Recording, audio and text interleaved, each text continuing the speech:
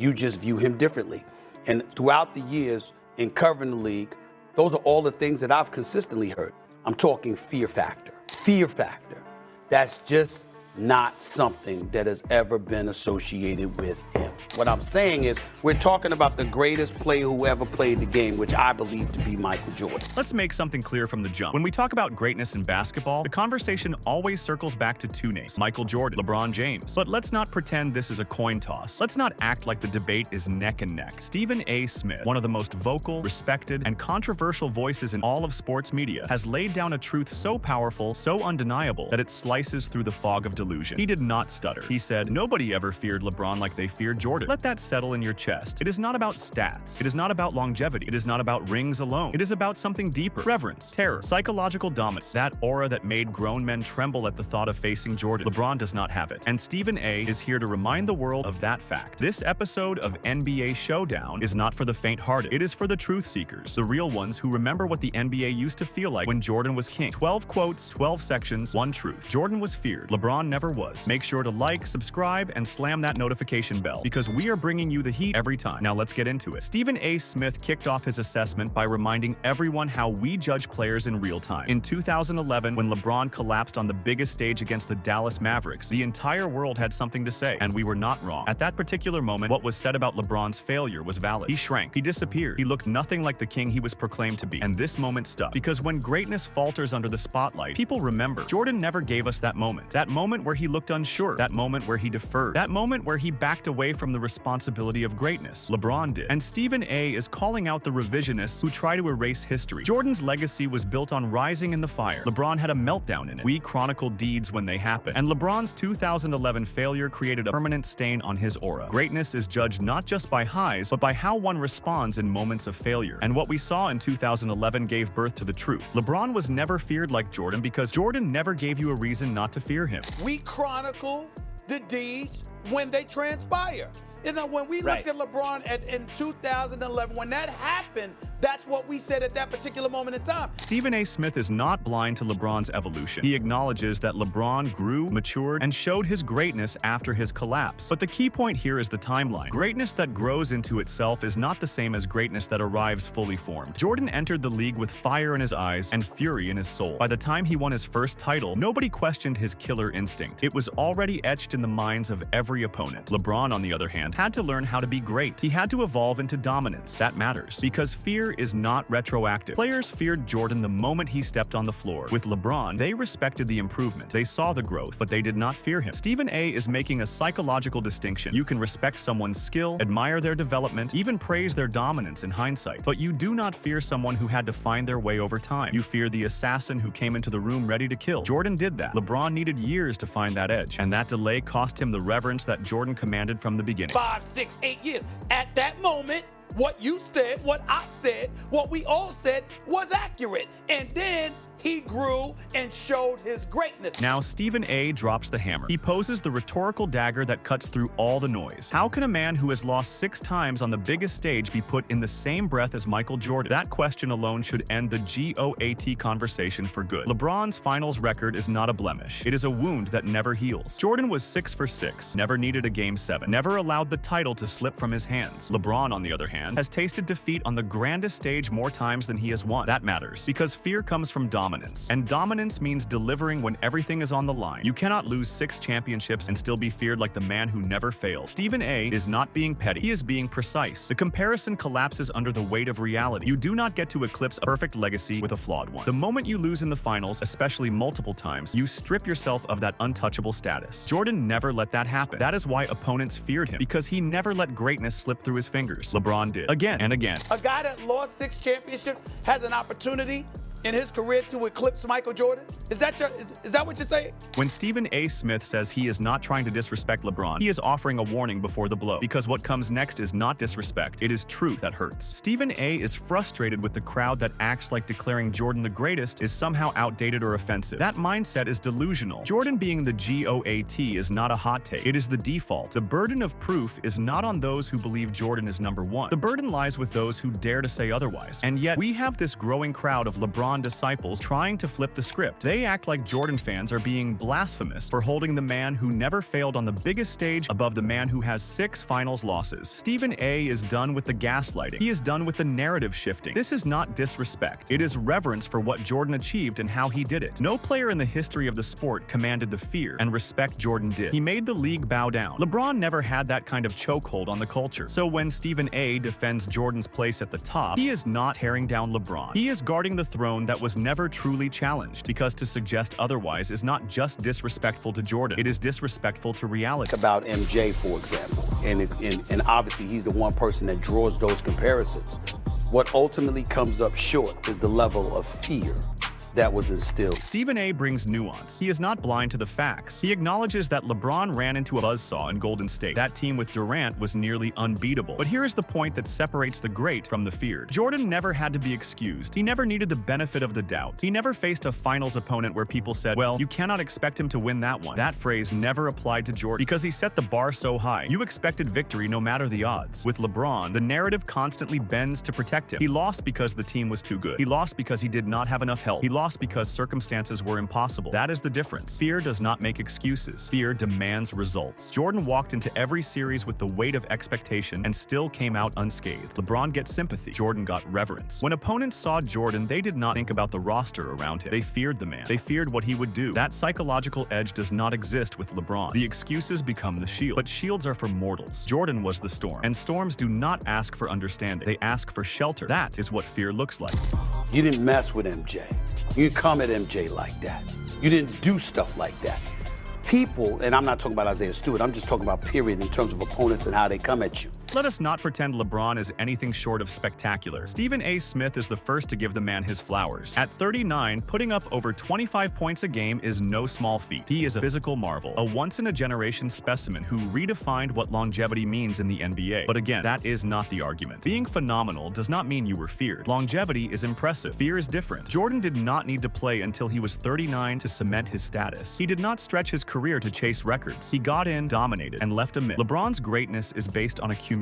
Jordan's greatness was based on impact. One shook the league over 2 decades. The other shattered it in just over 1. LeBron's numbers at this age are historic, but that is not the measure of GOAT status. That is the measure of durability. You can be a freak of nature without being a nightmare. Jordan was the nightmare. The guy who ruined careers, broke spirits, and stole dreams. Nobody feared LeBron's stats. They marveled at them. But fear is something else. Fear is walking into a playoff series already defeated in the mind. Jordan inspired that fear. LeBron inspires admiration. That is a fundamental difference. Stephen A. sees the greatness, but he also sees the gap. Being phenomenal is not enough to be feared. Jordan was both, and that is why the reverence belongs to him. With LeBron, you believe you can take him.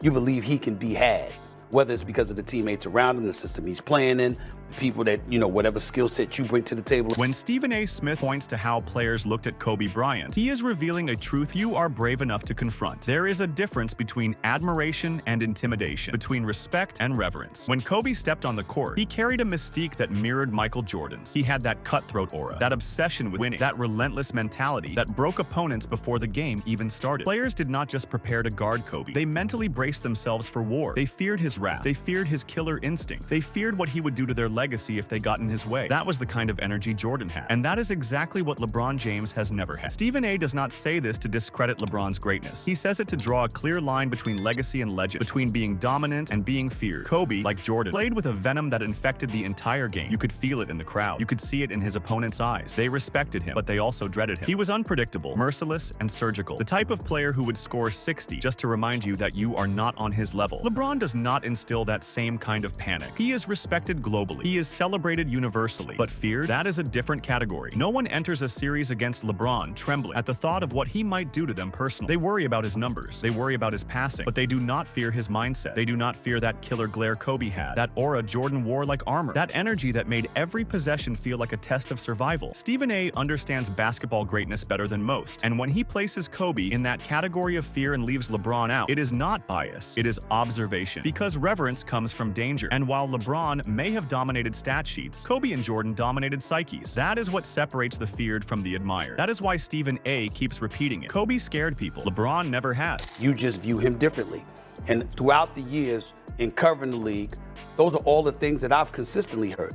I'm talking fear factor. Stephen A. Smith could not have drawn a clearer line. There is a big difference between a player who comes to bust your ass and one who comes to destroy you mentally. LeBron James is undoubtedly a force. His physical dominance, his court vision, his basketball IQ are all elite. But when opponents prepare for LeBron, they do not fear mental disintegration. They do not fear being outwilled. They prepare for a physical battle, but they do not anticipate psychological warfare. That was Jordan's and Kobe's realm. Stephen A. is highlighting a gap in approach, a gap in how LeBron is viewed not just by fans, but by those who share the hardwood with him. With Jordan, teams feared the mental destruction. They feared not just losing, but being humiliated, being exposed, being erased. Jordan had the ability to reduce elite athletes to shells of themselves by sheer will. He talked to you. He stared through you. He made you question whether you even belong. That is not just greatness. That is psychological dominance. LeBron does not operate like that. He is more calculating, more cooperative. He plays the game with respect, but without that venom. He wants to win, but he does not seem to want to destroy. That's why Stephen A. separates the two. You can respect LeBron's game, but you do not fear that he will strip you of your confidence and bury your reputation. He may drop a triple-double. He may lead a comeback, but he does not leave you emotionally shattered the way Jordan did. Stephen A. has watched this game for decades. He knows what fear looks like, and when he speaks about that difference, it is because he has seen it. With Jordan, teams panicked. With Kobe, teams braced for chaos. With LeBron, teams strategized. That tells you everything you need to know. LeBron is great, but fear belongs to a different class, and Stephen A. is not afraid to remind everyone who sat on that throne first. Fear factor.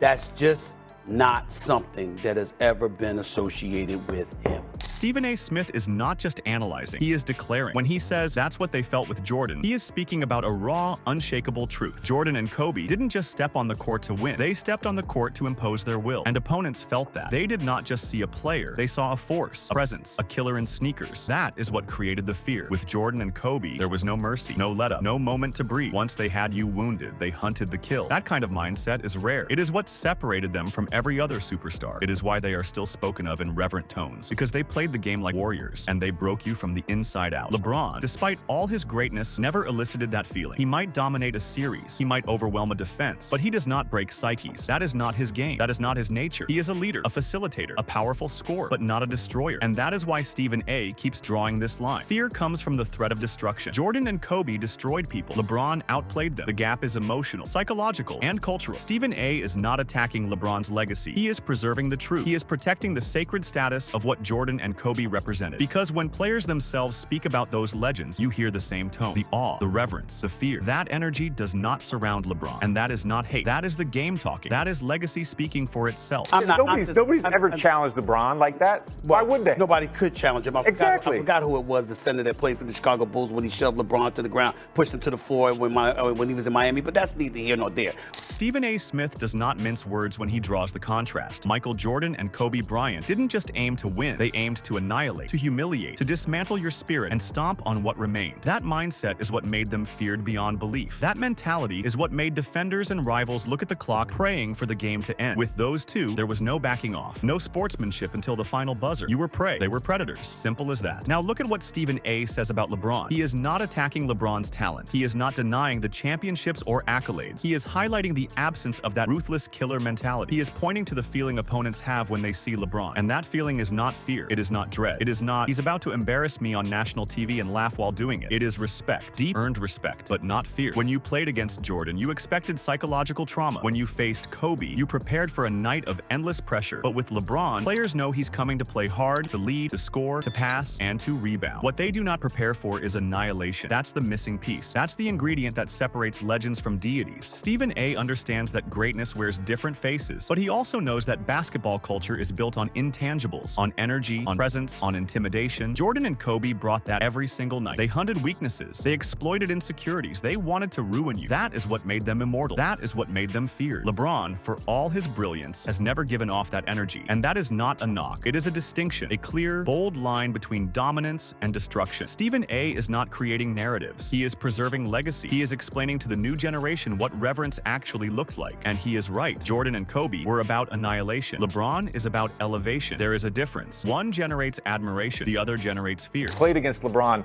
I played against LeBron for 15 years. You fear what he can do. Listen, you fear what he can do to you on the basketball court because nobody could ever question the greatness. Stephen A. Smith delivers this line with surgical precision. He's not just making a casual observation. He is dropping a cold, hard truth. LeBron James, for all his greatness, is too nice, too benevolent, too diplomatic. And that, in the realm of pure basketball mythology, is exactly why he will never be Michael Jordan. Jordan was not interested in being your friend. He was not concerned with how the media perceived him. He was not invested in building alliances or marketing empires mid-season. Jordan wanted to win, and he wanted to destroy you in the process. If you stood between him and victory, he took it personally. He would isolate you, target you, break you. That killer gene was always on display, and it was never wrapped in kindness. LeBron, on the other hand, often chooses grace over violence. He wants to uplift. He builds camaraderie. He is admired for how he treats teammates and opponents alike, and while that earns him applause from fans and executives, it does not place him on the same throne as Jordan. Because greatness in basketball is not just about your stats or titles. It is about the fear you command. It is about the psychological havoc you unleash. Jordan was a storm. LeBron is sunshine. Stephen A. understands this. That's why he says it so direct. Too nice. That phrase carries weight. It means opponents do not fear humiliation. They do not fear being disrespected. They do not fear the wrath of a man who treats every possession like a test of manhood. That is what Jordan brought. That is what Kobe brought. That is what LeBron, for all his power, does not. This is not a critique of LeBron's character. It is an honest assessment of his competitive persona. You can be loved and admired without being feared. But when it comes to basketball legacy, fear leaves a deeper imprint than kindness ever will. Stephen A. is drawing attention to the emotional difference, to the psychological chasm, and he is unapologetic about it. Jordan was the apex predator. LeBron is the admired king. But in a sport where fear matters, the predator reigns supreme. That is why Stephen A. says LeBron will never be Jordan. Because to be Jordan, you must make people tremble, not just respect you, but dread you. And that's not who LeBron is. To say he's not feared by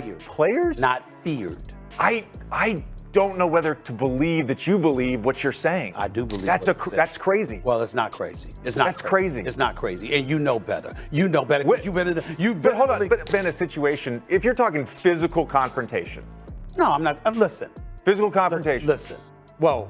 Stephen A. Smith closes his argument with finality. He does not hesitate. He does not stutter. He says it with the clarity of a man who has watched basketball evolve over decades. LeBron James, for all his accolades, cannot be the GOAT, and the reason is chilling in its simplicity. No one feared him. Fear is not a stat. It is not a trophy. It is not a box score. It is an aura, a legacy, a permanent tattoo on the minds of those who played against you. Jordan had it. He lived in opponents' heads before tip-off. He made grown men question themselves. He made legends look like rookies. His mere presence bent the energy in the arena. That is what GOAT status demands. Stephen A. is not arguing numbers. He is not debating MVPs or rings. He is talking about power, influence, dominance on a level that transcends the court. He is talking about that mystical quality that turns great players into gods. Jordan had that. LeBron does not. And this is not just Stephen A.'s opinion. This is echoed by countless former players, coaches, and analysts. They all describe the same thing: the fear, the dread, the psychological weight of facing Jordan. With LeBron, they talk about how tough he is, how smart he is, how talented he is, but they do not talk about fear. That matters. That matters more than anything else in this debate, because the GOAT is not just the best player. The GOAT is the one who made the world stop and stare, who made opponents shiver, who made the game bow down. That was Jordan and no one else. Stephen A. puts it plainly: if no one feared you, you cannot be the GOAT. Reverence is what elevates you. Fear is what cements you. Jordan did both. LeBron did one. That is why, in Stephen O.'s mind, the debate ends right there. What I'm saying is,